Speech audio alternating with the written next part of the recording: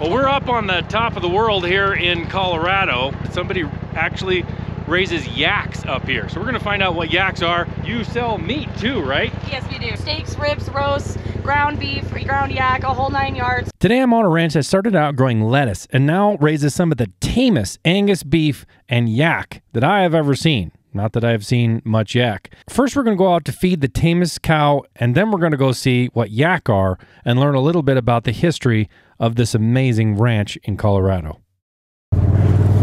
So what was your name? Jessica. Jessica. Yeah, Jessica Burton. Okay. Yes, good to meet you. Good to meet you, yes, indeed. But yeah, we kind of, just a brief real quick, is that we do a beef and yak operation. So we have Angus and cross beef, and we have full-blood yak, Himalayan yak. And, Himalayan yak. Himalayan, yeah. So is there a difference in yak? I mean, is there more than one kind of yak? From my understanding, there is, but I haven't really looked into it too much to know exactly what every single breed is. Yeah. But I know that they're offered in different parts of the world. So like there's Nepal and the Himalayas, and then there's Mongolia. So you got like different types of yak that can kind of live in there, kind of along the same concept as, you know how Brahmin live in India, and you know, Angus lived in Europe and in North America and stuff like that. So just kind of different along those lines. But all in all, roughly, they all look the same. It's mainly their coat color that makes them very different. So definitely we're going to get a lot of information really fast today from you. Yeah, a little bit. Yeah. I'm good at that. She can talk very quickly. My friend's dad calls me the auctioneer. That's right. Just spit off information. So how much snow did you get here? Probably in total just a little under 5 feet. And so it's compacted quite a bit over the last couple of days. Because it's been like 50 degrees the last couple of days, right? Yeah, oh yeah. It's been nice and warm. We had that cold snap that had all this snow hit, and then, but yeah, it was crazy when that snow was coming down. I'll bet. Quite a bit. What elevation are we here? Just under 9,500 feet. Okay. Yeah, somewhere between 9,900, 9,500. Do you go any higher than this? I mean, do you have ground that's any higher than this for summer, or is it all pretty much right here? In the summer we do. We have another property we caretake for the same ranch owner that owns this place, and that place gets up to 12,000 feet. 12,000 feet. So what mountain is that over there? That's Pikes Peak. That's Pikes Peak, okay. Pikes Peak. So far, I've never been down to Colorado in the summertime, any of this stuff, so it's all winter. Well, I have to get you out here in September or something, because that's the time to do it, like the end of September, all the leaves are changing. Yeah. Oh, it's beautiful. So it's March now, yeah. So this is not exactly, you know, it doesn't look like March other places, but this is what March looks like here, I guess, huh?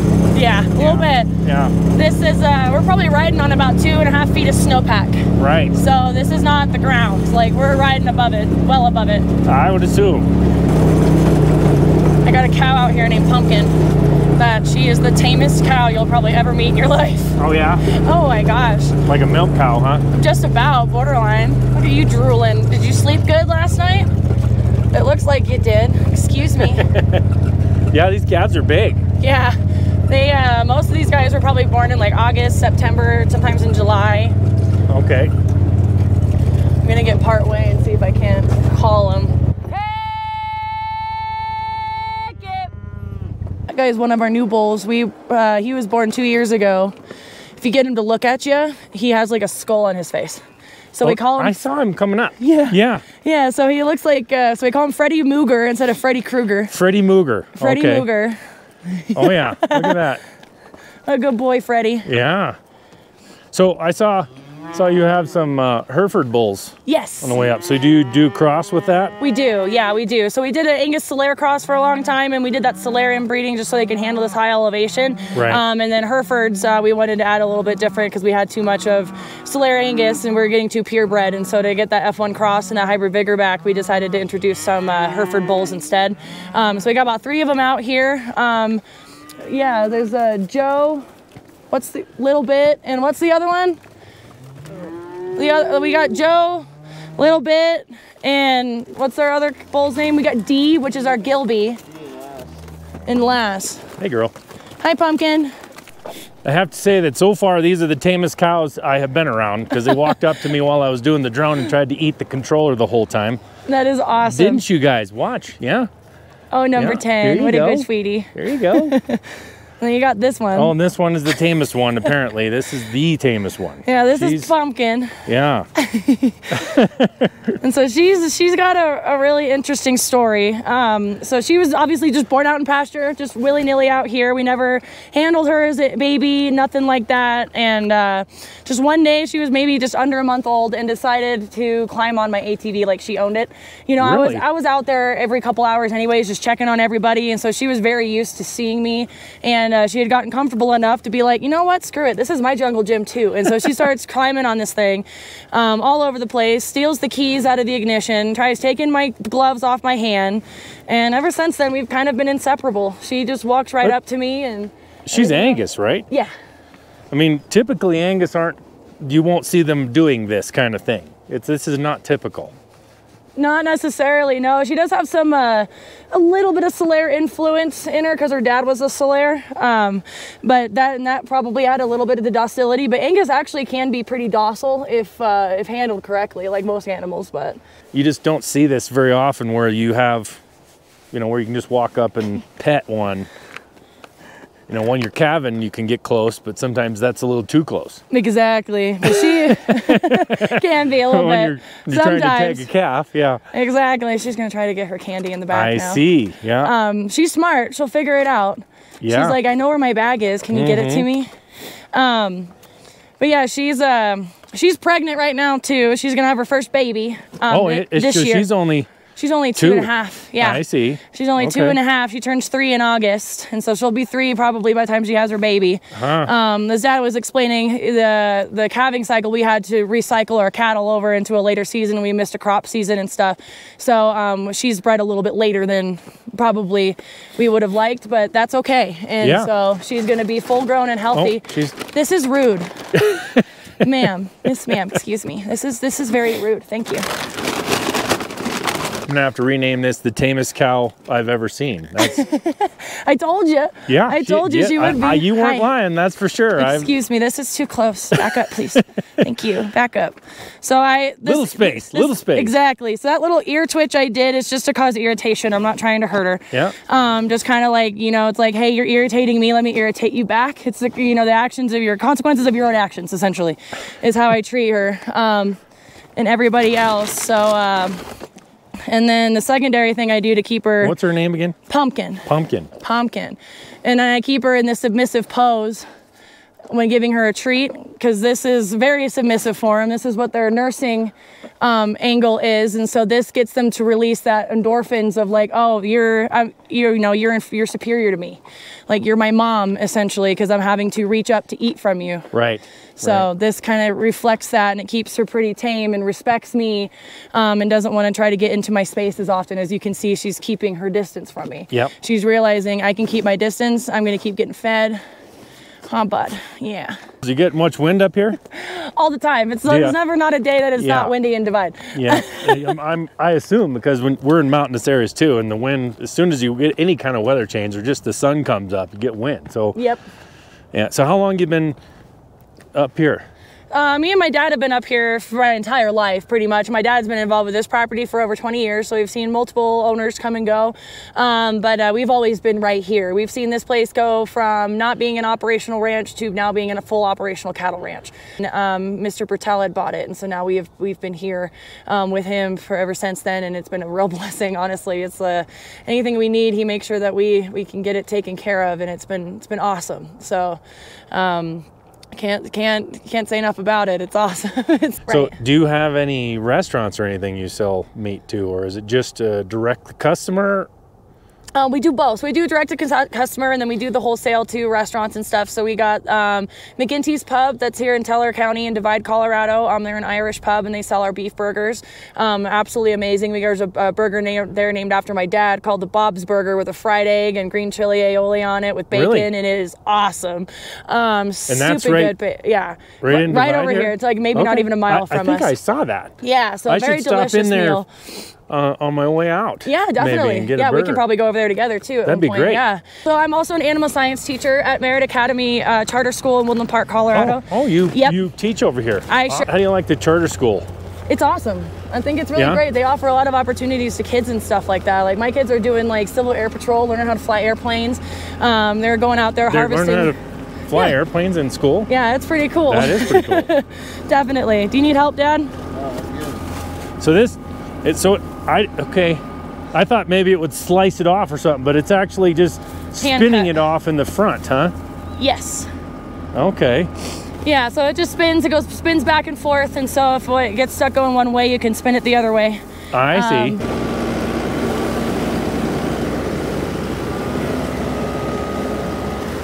So those teeth you see are going to spin and peel it off of there. Interesting. There it goes.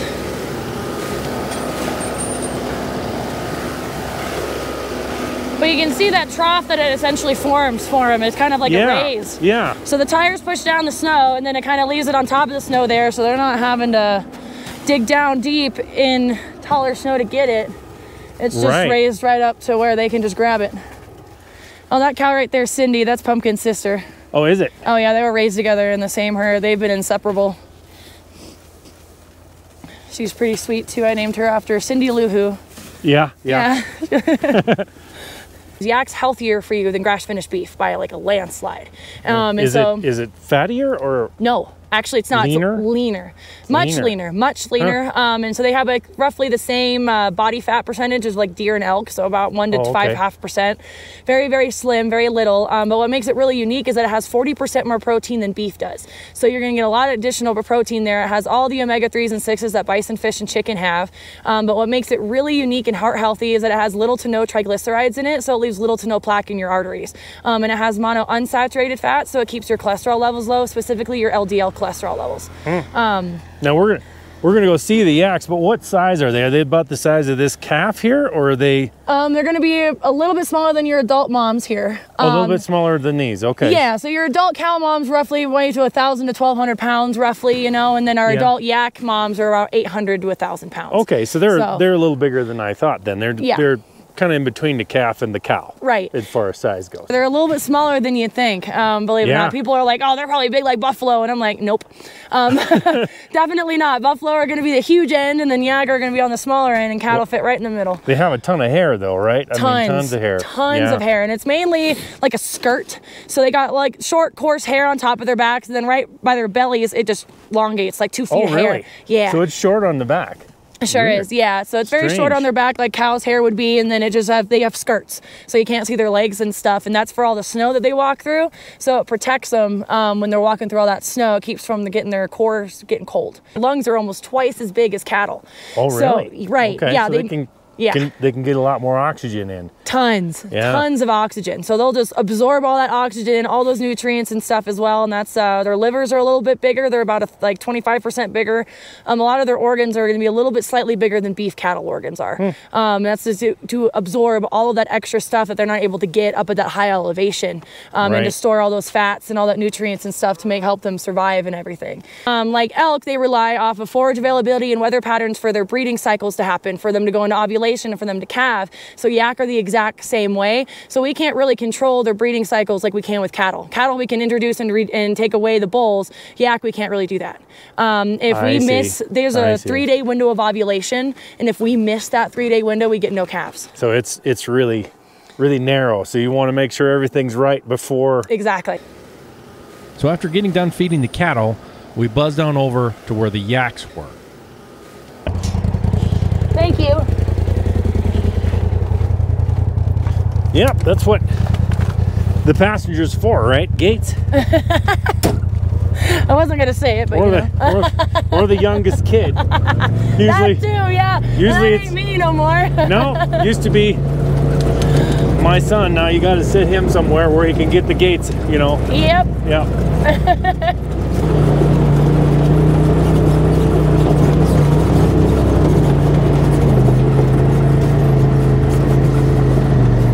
So those are longhorns. I mean, they've got some wingspan on those things. Yes. So from a distance, they look similar to cows, but... Right. Obviously, as you get a little closer to them, you can see that skirt that I was talking about. They kind of have that horn design of like a Highlander. Well, that horn design you see on her, that's a female yak. If you look at a male yak, their horn structures are entirely different. They're shorter.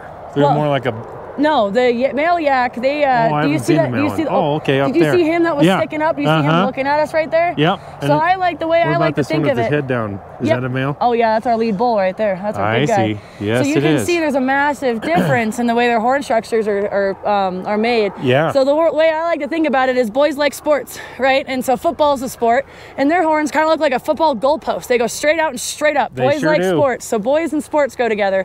Girls are daintier and curvy, so we like to have a little thinner horn, and they're kind of curly, and they have a little curve to them, and so that gives us our little feminine see. touch. So boys get the sports, and we get the little curvy feminine touches to it. So. I see. And that's how I remember. Looks like, so you got the Hindu, or the Zebu up front. Zebu up front, yeah. Yep, his name is Blue. Blue, you're my boy. And he's headed somewhere. I don't know where he's going. The Longhorns and the Zebu are headed out. They're not even worried about the hay at all. They're just headed up the hill. Yeah, they're like, I'm not too worried about feed today. They're Yeah. like, I'm good. Look at Dad trying to go be friends. He's like, go away. Excuse me. Thank you. Much appreciated. But you can see how that hair protects Yeah, them on there's that lots snow. of hair. Yeah, Yeah. lots of hair on the bottom. As you can see, we have a little issue with water runoff, but that's okay. Yep. But No, what that's this fine. does Just is we keeps have it open. Exactly. So we have a solar panel that's back there, and underneath the snow that's kind of in front of it there, there's two chest coolers that have car batteries in there, and so those car batteries are then connected to the solar panel. Solar panel charges the car batteries, which connects to an inverter and a bubbler, which then comes into here and bubbles, and kind of functions the same as like how you would do with like a lake, keeping it from getting frozen over the winter time, as you have that fountain going. Same concept. That's all we're doing. It's just air. Yeah, So it's just air. air bubbles that keep it from freezing. Exactly, because we're I causing see. that ripple effect. Because if it's stationary water, it's going to freeze faster, and so if it's rippling like this, it stays open, and then throughout the day it thaws. And the yak are smart enough that they'll bust through it and actually kind of punch out most of this ice for us.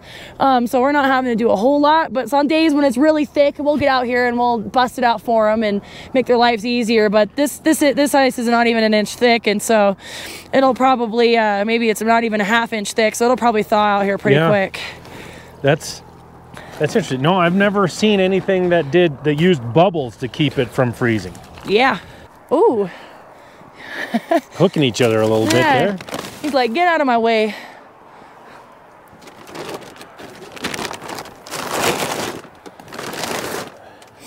Sweet.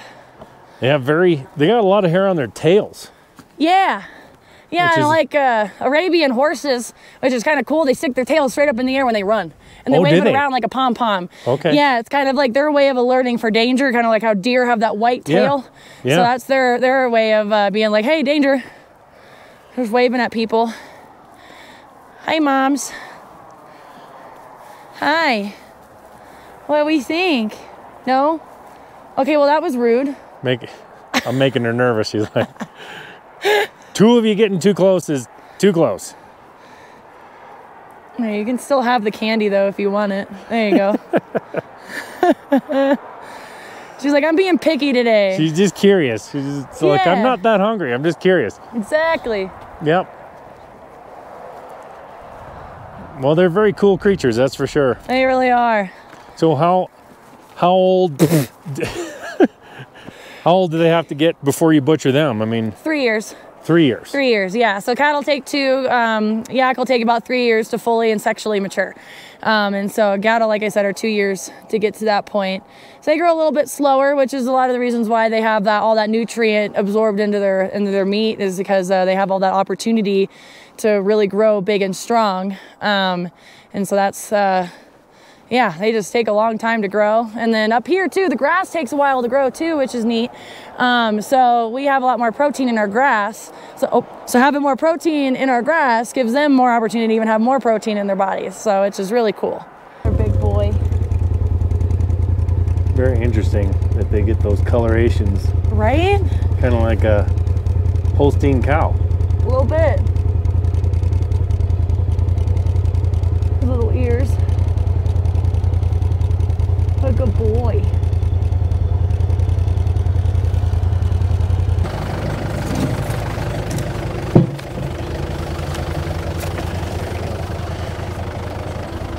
May, they're going to start having their calves.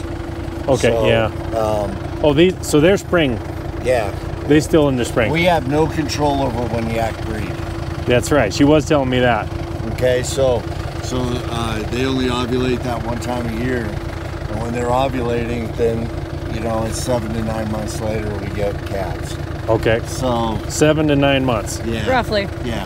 They can have a little bit of a shorter gestation length, but it's normally roughly around the same amount as cows. Okay. 236 days. Yeah. So, but they drop them, and we just go out and find new ones. In fact, the first time a yak was born on this ranch, the ranch hand that I had at the time called me and said, "Boss, I think there's a dog out with the herd." And I said, "Okay, I'll be out there in just a second." I grabbed an ATV and hauled Bud over there. I told him to hold back, and I was going to go down and see what was going on. Drove down, and I called him and said, "Hey, you might want to come down here." We had our first yak born, because they look like little poodles Oh, do they? when they're born. They have tufts of hair in certain they're spots. very hairy. They're like little curly. Really? Curls everywhere, Oh. yeah.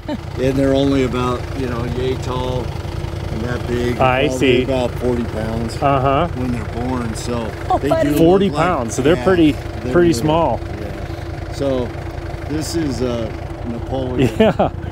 So Let's see if I want to find a candy. pretty friendly. He is for a bull.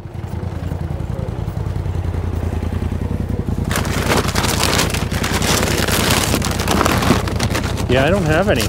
Yeah. Yeah. So we're developing him, and I think he's pretty much taking over as the herd bull now. Is he? Yeah. So he's coming, and we want that kind of disposition. Oh yeah. Yeah. That playing thing never makes you too comfortable, does it? Well, when they no. start playing around the back, it's always No, like, no. whoa. Well, they say if you're going to work with the yaks, you keep your head on Good the swivel. boy. You darn right. It only takes a second to get hooked. Oh yeah. Before we had all the nice lights up around the barn, I used to come out and do my checks with just a flashlight in my mouth and a spotlight, you know. And I came out and I found a newborn that had been born, and so the mom was looking at me and knew me really well, and she knew what I was there to do was to help. But I scooped my arms under that calf and went to lift the calf, and it just let out a little and that was enough. And of course you saw the color of our cattle, most of them black, so it's in the dark. So another mom came and attacked me. Oh no. And broke 3 ribs. Oh, we got no. the calf in, calf survived, got it in the warming shed and everything. And then I went in the house and I looked at myself, and then I wrapped myself up with an A-strap, and then I went back to work, but broke 3 ribs. So the next year when we were talking with the Bertel family about capital expenditures, I said maybe some lighting would be nice. Yeah. And that's why we ended up with the great lighting that we have around the ranch. We can light that whole pasture up around the barn like it's daylight. Oh, that's nice. And Yeah. so when we need to work like that. So Yeah, ribs suck. yeah. Man, I'll tell you what. But they she are- got me down, and she rooted me into Did the a ground. number, huh? Yeah, but and then walked away, realized it wasn't her calf. Right. Was that we had one is we got rid of the wolves. Right. And then we domesticated down our cattle so much and took all the horns off of them and everything else. So back in the day, I think when, they were doing long drives and all that, all the cattle had horns on them. And so the cattle could protect themselves and protect their herd. A little better anyway. Yeah. Better. But now we've taken all that away from them, and we still find that out here on the ranch, like with the coyotes, is that during calving, we'll find a few coyotes that met the wrong mom. Right. Which is a good thing. Yeah. It's a good thing to have so- mothers like that. Exactly. So, and I'll talk to you more about something that I've been talking with somebody about. These yak are super defensive of their I would bet. their babies. I was asking her about that because I was thinking maybe that's probably a good thing. So one of the things we're talking about doing is, again, a natural way of controlling nature, is if we were able to take, because a heifer yak will be raised and think it's a cow if you pull it off at 6 months and raise it with a cow herd. Then they get very protective of their herd. Right. And they've got the horns to prove it. So maybe it's something that if you ran a couple of yaks in with your cattle around wolves, the female It could yaks, help, yeah, maybe. It could help, but I don't know. But it'd have to be an experiment, but I think it's worth looking at. So they're doing, because Montana, we've had wolves for quite a while. Right. Considerable amount of time now. So people lose quite a few cattle, but we've gotten to the point where some people have kind of figured it out. Some people actually use those great big dogs. Right. But wolves are so intelligent and use a pack. Right.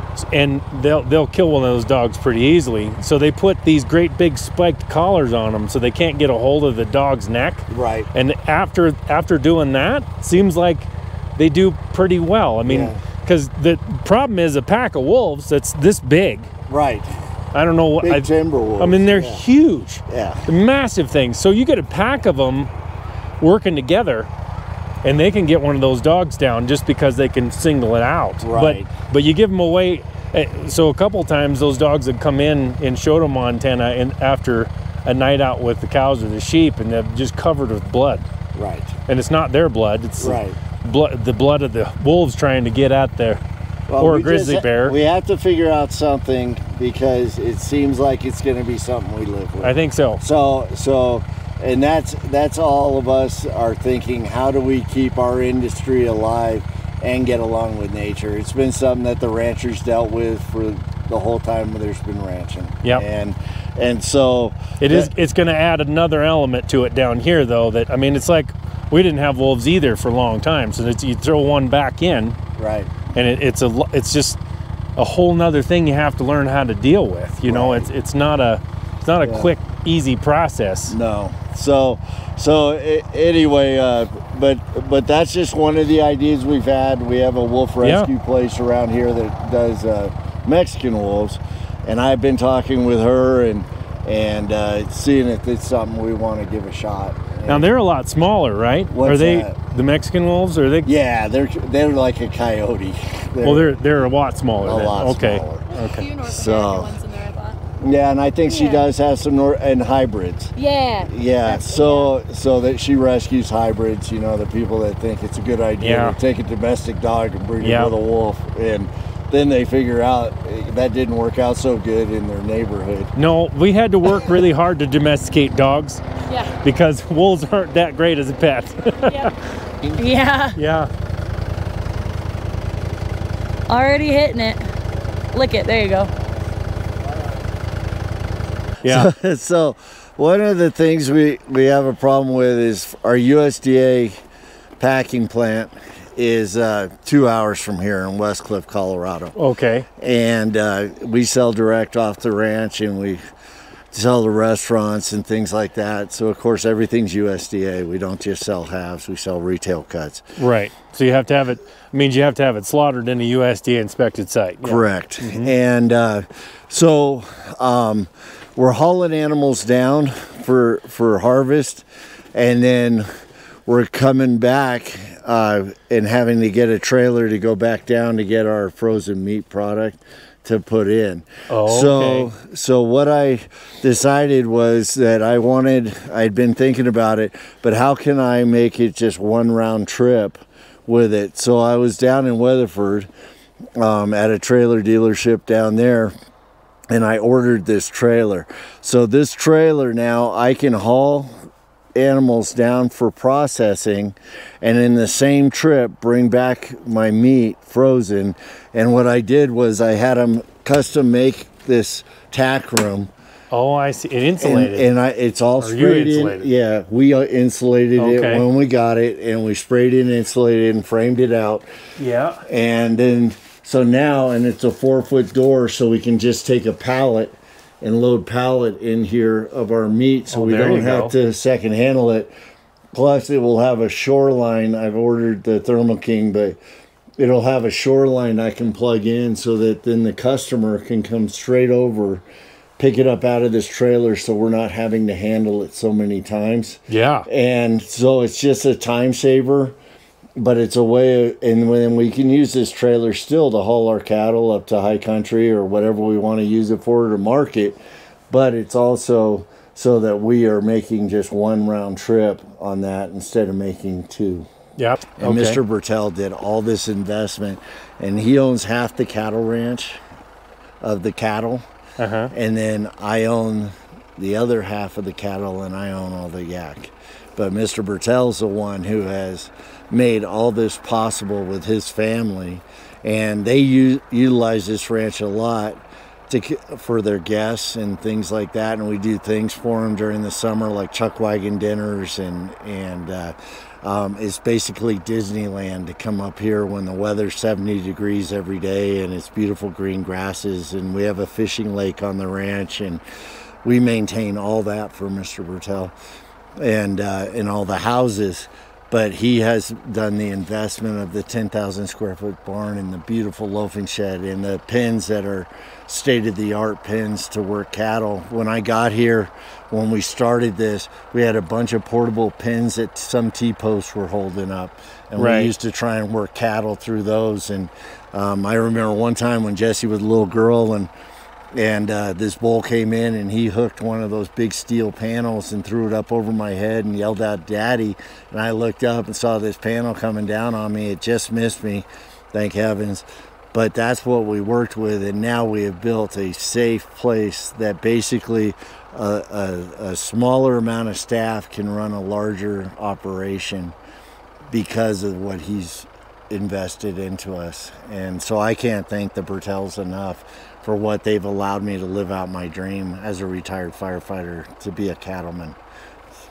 So you're a retired firefighter? Yes. Okay. Retired fire lieutenant from Colorado Springs Fire. Huh. So, but Jessie was very interested in agriculture. I had always done stuff with guys during my time as a firefighter and helped them with their herds and things like that, but my dream was to have my own herd.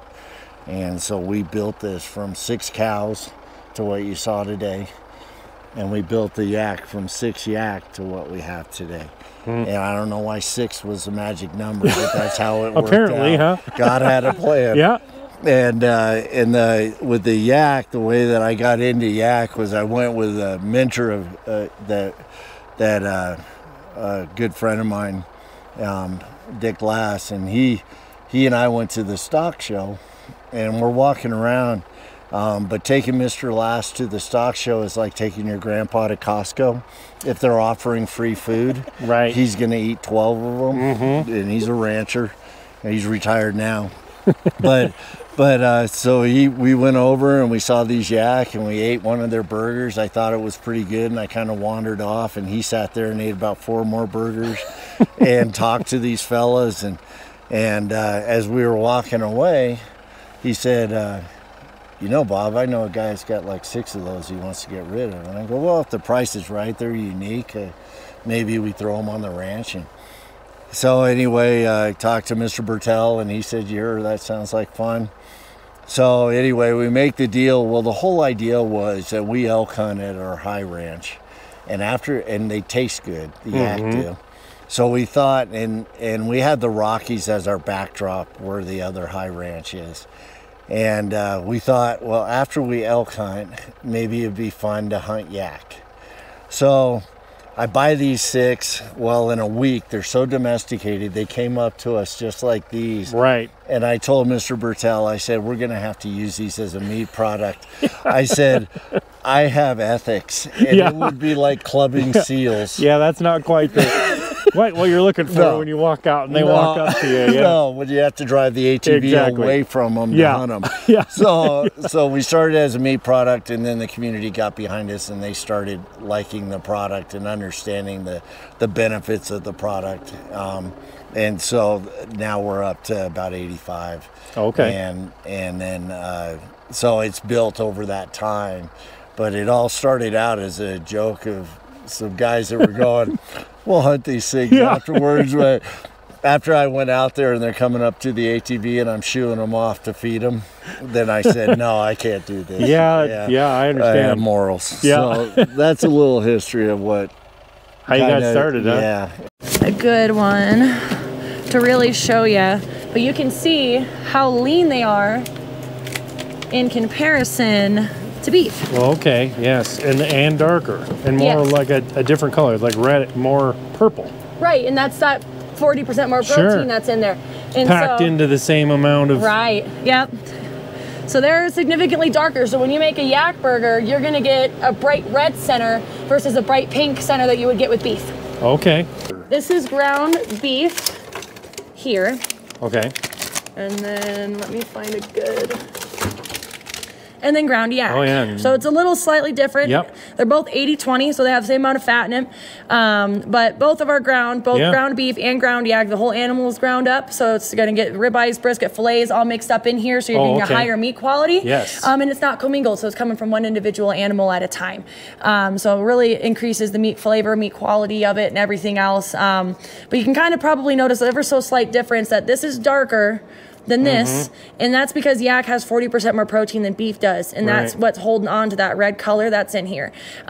Beef doesn't hold on to that just as nicely as yak does. PBJcattle.com, Yes. not cattle company. Yep, just PBJ cattle. That's it. You got to remember Okay. peanut butter jelly cattle. Got it. I'll go back to when it started was basically the history of the ranch. So it started out as the Colorado Ranch back in the day, and Colorado Ranch was one of the biggest ranches in the United States, and this was part of it. But this whole area was part of it. Oh, okay. And How? and so two brothers, the Colson brothers, came up here and thought we can raise potatoes and lettuce up here, and they bought these sections of the land from the Colorado Ranch, and this was part of it, and on the other side of the highway was the brothers' land, and they decided they were going to raise potatoes and lettuce. That's Mr. Colson, and so that is him and his lettuce. What kind of lettuce is that? I have zero idea. I want to assume it's the That's fluffy not kind. iceberg lettuce. No, it's the little fluffy, ruffly kind, whatever kind that is. My wife might even know what that Starts is. with I an don't know. R, I think. So this if is I them- remember correctly. Yeah. Plowing the lettuce fields. Yep, Where and- were the lettuce fields at? Out on the pastures where the yak are at, actually. The yak pasture is yeah. the old lettuce field. So like I said, if the snow melts, you're going to see all those irrigation ditches that are still there. So even further back is more potatoes, but towards the front of the property was lettuce. Towards the back of the property was potatoes. They never did a really great job at it. It was tough on them, but our weather climate back then was like a 6-foot snowdrop was nothing in the springtime. It was usual. Right. Our whole ranch, which was hidden today while we were out there, is terraced, and it's made with natural ag ditches, which helps us with our grass now. But back then, it was for the potatoes and lettuce. And so they raised the potatoes and lettuce. The Midland Railroad was a standard gauge railroad that started running this line and running up to like Leadville and down, and it was remarkable because of the grades it was making as a standard grade railroad. But anyway, they saw this and they decided they needed potatoes and lettuce for Kansas City, Missouri, and so they came in. They bought this land from the Colson family. The railroad did. The railroad did. Oh, okay. And they started farming it still. But they really wanted was Colson Reservoir, which is on the property, which is a 10-acre reservoir. They built a dam, and that created ice so they could ship the lettuce and potatoes back to after harvest back. So there was an old ice house here, which was a big boost to the economy because you had many people, and they used to have to cut the ice all winter long and store it into railroad cars and sawdust it and hold it until harvest time. I see. So this is ice too. Correct. Go- Yep. going up a All those conveyor belt. blocks. Yeah. And even out here too. Yeah, on the ice, yeah. Yeah, standing on the ice. There was during the winter time, there had to be one guy out there all night long, constantly rowing a boat to keep that lake and that water open so they can chuck the ice out, keep it thin enough to be able to get it out. How that guy stayed awake and alive out there was whiskey.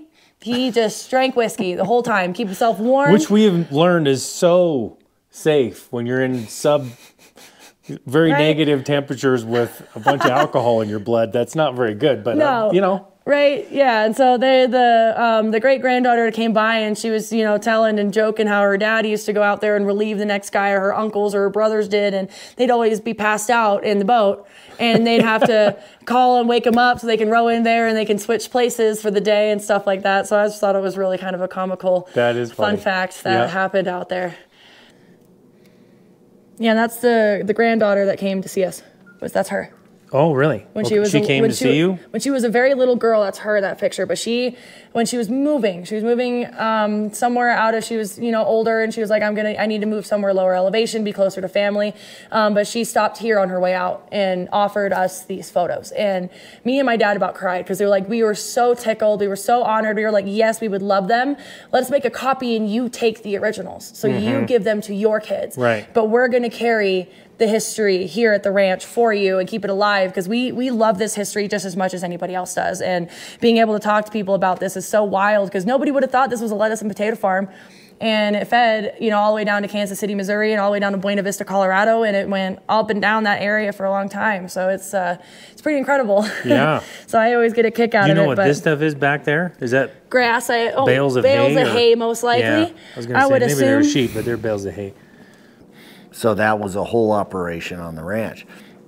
So after that, then what happened? World War II came along, and the Midland Railroad was so remarkable, and the federal government loved them so much that they gave them big contracts to be able to help in World War II.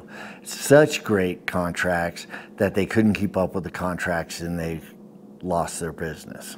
When Alan Grigsby bought the ranch, he expected to have the ranch in his retirement and run it. He owned a company called Ag Plus, and he was a very close friend of mine.